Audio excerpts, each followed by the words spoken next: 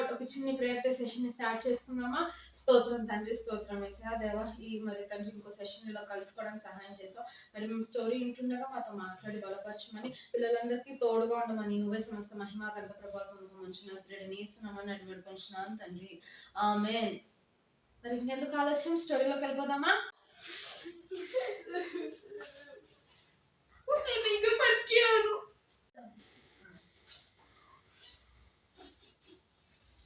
ఏమైంది హర్షిత్? నా ఫ్రెండ్స్ నన్ను వేస్తలో అక్క అక్క డస్ట్బిన్ నేను దాంట్లో దుంకేస్తా.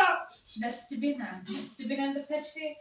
ఎందుకంటే వేస్ట్ డస్ట్బిన్ లోనే ఉన్నారు కదా. డస్ట్బిన్ లో వేస్ట్ ఉండరు. అబ్బా హర్షి, మీ ఫ్రెండ్స్ అందరూ నువ్వు ఇంకా ఫీల్ అయిపోతావా హర్షి? అంతేగా అక్క.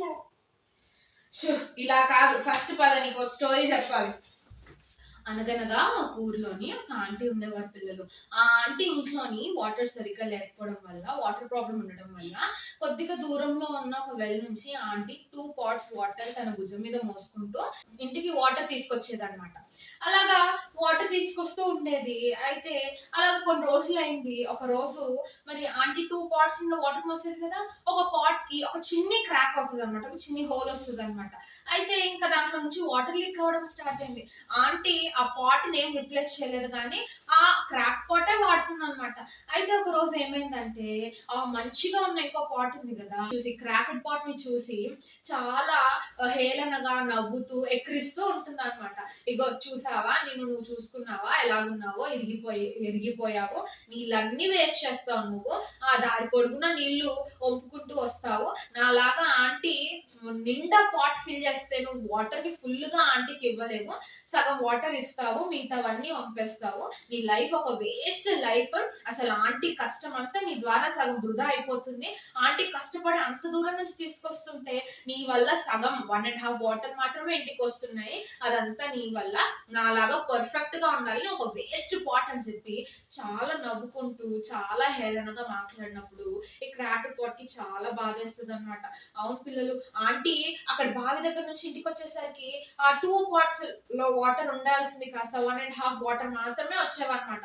సో ఇంకా కొన్ని రోజులు అయిన తర్వాత ఒక రోజు ఆ క్రాక్డ్ పాట్ కి చాలా బాధేసింది పిల్లలు, చాలా బాధేసి అలాగా నీరసంగా డల్ గా కూర్చుంటే ఆంటీ వచ్చి అడిగింది అనమాట, ఏమైంది, ఎందుకు అలా డల్ గా కూర్చున్నావు నువ్వు అని అంటే, ఆ క్రాక్డ్ పాట్ చెప్పింది, ఆంటీ నేను వేస్ట్ పాట్ ని, నాలోని ఒక హోల్ పడ్డది, దానివల్ల చాలా వాటర్ అనేవి వెళ్ళిపోతున్నాయి, లీక్ అయిపోతున్నాయి, నేను ఎంత నష్టం తెచ్చి పెడుతున్నాను మీకు, రోజు మీరు కష్టపడి వెళ్ళి వాటర్ తెస్తుంటే నేను మొత్తం వాటర్ అంతా వేస్ట్ చేస్తున్నాను, ఐఎమ్ వెరీ వేస్ట్ పాట్. అవునండి అని చెప్పి కూర్చొని దిగులుగా కూర్చుంటే ఆ పక్కన ఉండే మంచి పాట్ అండి, ఇప్పటికన్నా అర్థం చేసుకున్నావు, yes you are a waste pot అని చెప్పి ఎక్కిరిస్తూ నవ్వుతూ అంది పిల్లలు. నవ్వేసరికి ఆంటీ అంది, నువ్వు వేస్ట్ పాట్ అని ఎందుకు అనుకుంటున్నావు, నువ్వు నీ ద్వారా నేను చాలా బెనిఫిట్స్ పొందుకుంటున్నా, నీకు అది తెలుసా అని అంటే, నా వల్ల ఏం ప్రయోజనం ఉంది మీకు అని చెప్పి క్రాక్డ్ పాట్ అనుకుంటూ ఉంటది. అయితే ఆంటీ అంది, రోజు నేను మోసుకొని వస్తున్నప్పుడు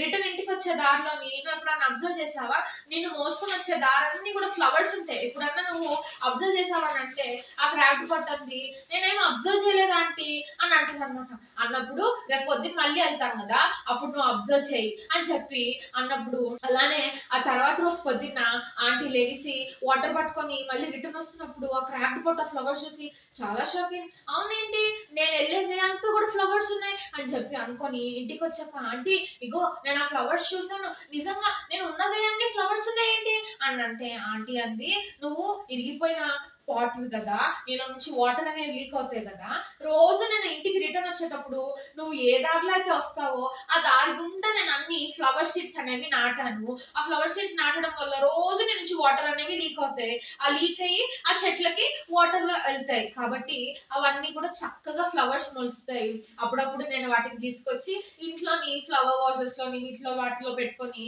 చాలా హ్యాపీ ఫీల్ అవుతుంటా, వాటిని చూసినప్పుడు నువ్వే గుర్తొస్తున్నావు, ఈ రోజు నేను ఇంత హ్యాపీగా ఇంత ఇల్లు డెకరేట్ చేయడానికి కూడా నువ్వే కారణము, నీ ద్వారా నేను చాలా బెనిఫిట్ పొందుకుంటున్నాను అని చెప్పినప్పుడు ఆ క్రాఫ్ట్ బోర్డ్ అర్థమైంది. అరే మా ఓనర్ కి నన్ను ఎలా వాడుకోవాలో మా ఓనర్ కి చాలా బాగా తెలుసు, నేను ఇరిగిపోయినా గానీ మా ఓనర్ కి బాగా తెలుసు అని తనలో తను చాలా హ్యాపీ ఫీల్ అవుతున్నప్పుడు పక్కనే ఉన్న ఆ కంప్లీట్ పాట్ గుడ్ పాట్ అనుకుంటది. దానికి చాలా కోపం వచ్చి అదేంటి నన్ను వాడుకోదా అని చెప్పి మొహం తిప్పుకుంది పిల్లలు. నిజమే కదా, ఆ క్రాఫ్ట్ పాట్ ని ఆ ఆంటీకి ఎలా వాడుకోవాలో తెలుసు. బైబిల్లో కూడా ఎబ్బేజు అనే ఒక అన్నయ్య ఉన్నాడు పిల్లలు. ఎబ్బేజు అంటే అసలు ఎవరికి ఇష్టం ఉండేది కాదు. వాళ్ళ స్నేహితులు ఎబ్బేజు అని వచ్చారు అనుకోండి, నువ్వు మా దగ్గరికి రాకు, ఓ మా దగ్గర నుంచి వాళ్ళ నైబర్స్ దగ్గరికి వెళ్ళినప్పుడు నువ్వు మా దగ్గర రాకు, వెళ్ళిపో అని చెప్పి చాలా అన్నయ్యని బాధ పెడుతూ నువ్వు మా దగ్గరికి రావు, నువ్వు వేస్ట్ ఫెలో అని చెప్పి చాలా బాధాకరమైన మాటలు మాట్లాడుతుండేవారు పిల్లలు. అన్న గురించి చాలా హేళనగా వాళ్ళ మమ్మీ ఎబ్బేజు అని పేరు పెట్టింది. ఎబ్బేజు అంటే ఏంటి పిల్లలు మీనింగ్? వాళ్ళ మమ్మీ అంట ఎబ్బేజు అన్నని చాలా పెయిన్ తో కన్నదని చెప్పి ఎబ్బేజు అన్నకి నొప్పి అని అర్థం వచ్చి ఎబ్బేజు అనే పేరు పెట్టింది పిల్లలు. అందుకే అందరు ఏమంటూ ఉండేవారు అంటే, ఇగో ఆ ఎబ్బేజు అంట వాళ్ళ మమ్మీ చాలా బాధ పెట్టాడంట, అందుకే ఎబ్బేజు అని వాళ్ళ మమ్మీ పేరు పెట్టింది, ఎవ్వరు వాడి దగ్గరికి వెళ్ళకండి అని చెప్పి ఇలా అందరూ అనుకుంటూ ఉండేవారు. ఒక రోజు ఎబ్బేజు అన్నకి చాలా బాధేసింది పిల్లలు. బాధేసి ఏసయ్య దగ్గరకు వచ్చి ఏడ్చుకుంటూ ప్రార్థన చేస్తాడు. ఏసయ్య నా లైఫ్ ఎందుకు ఇలాగుంది, మా మమ్మీకి నేను ఏమని పెయిన్ చేశాను, ఏసయ్య నన్ను క్షమించు, దేవా నాకు ఇలాంటి లైఫ్ వద్దు, నాకు మమ్మీ చాలా పెయిన్ అని పెట్టింది పేరు, కానీ ఈరోజు నన్ను బ్లెస్సింగ్ గా మార్చవా, నా సరిహద్దులు విశాలపరచవా, నాకు తోడుగా ఉండవా అని చెప్పి ప్రేయర్ చేసుకున్నప్పుడు ఏసయ్య అంట తను ఎలాగైతే ప్రేయర్ చేసుకున్నాడో అలా ఆన్సర్ చేశాడు పిల్లలు. అప్పటిదాకా ఎవరైతే ఫ్రెండ్స్ నువ్వు వద్దు మాకు వెళ్ళిపో అని అన్న వాళ్ళే ఎబ్బేజు అని చెప్పి అందరూ తనతో ఫ్రెండ్స్ అవ్వడం స్టార్ట్ చేశారు. మెల్లగా తన లైఫ్ చేంజ్ అయింది పిల్లలు. నిజమే కదా, ఈరోజు మనం కూడా ఎబ్బేజు అన్నలాగా ఆ ఎరిగిపోయిన పాట్ లాగా క్రాకెట్ పాట్ లాగా మనం కూడా బలహీనులుగా ఉండొచ్చు. మనల్ని కూడా అందరూ నువ్వు వేస్ట్ ఫెలో అని చెప్పి అనొచ్చు. కానీ పిల్లలు ఎబ్బేజు అన్న ఏం చేశాడు, ఏసయ్య దగ్గరకు వచ్చి ప్రేయర్ చేసుకున్నాడు కదా. ప్రేయర్ చేసుకున్నప్పుడు తన లైఫ్ ని ఏసయ్య మార్చాడు కదా. ఈ రోజు మనం ఎలాగన్నా ఉండొచ్చు, కానీ ఏసయ్య దగ్గరికి వచ్చినప్పుడు ఇందాక స్టోరీలోని ఆ క్రాఫ్ట్ పాట్ ని ఆ ఓనర్ ఎలాగా వాడుకుంది, మన ఏసయ్యకి తెలుసు మనల్ని ఎలా వాడుకోవాలి. కాబట్టి మనం అందరం కూడా ఏసయ్య సన్నిధిలోకి వచ్చి ప్రేయర్ చేసుకున్నాం అనుకోండి, మన లైఫ్ ని కూడా దేవుడు బ్లెస్సింగ్ గా మారుస్తాడు. వచ్చి నీ ప్రార్థన చేసుకున్నామా, స్తోత్రం తండ్రి, స్తోత్రం యేసయ్యా. నిజమే ప్రభా, మరి ఎబ్బేజు అన్న జీవితంలోని ఆ క్రాక్ పాట్ కూడా బలహీనులైనప్పటికీ కూడా దేవుని సన్నిధిలో వచ్చి ప్రార్థించినప్పుడు దేవ ఎబ్బేజు అన్న జీవితాన్ని మార్చావు. ఈ రోజు మేము కూడా బలహీనులమైనప్పటికీ వేస్ట్ ఫెలోస్ అయినప్పటికీ దేవని సన్నిధిలో వచ్చి నీకే మొరపెడుతున్నాం. మాకు తోడుగా ఉండి మమ్మల్ని బలపరచండి. మరి కూడా వచ్చిన అందరినీ బట్టి నీకు వందనాలు. మమ్మల్ని బలపరిచి వాడుకోమని నువ్వే సమస్త మహిమ ఘనత ప్రభావం పొందుకోమని నజరేయుడైన యేసు నామమున అడిగి వేడుకొంచున్నాను తండ్రి, ఆమేన్. మరి మెమరీ వర్స్ నేర్చుకుందామా? జ్ఞానులను సిగ్గుపరచుటకు లోకములో నుండి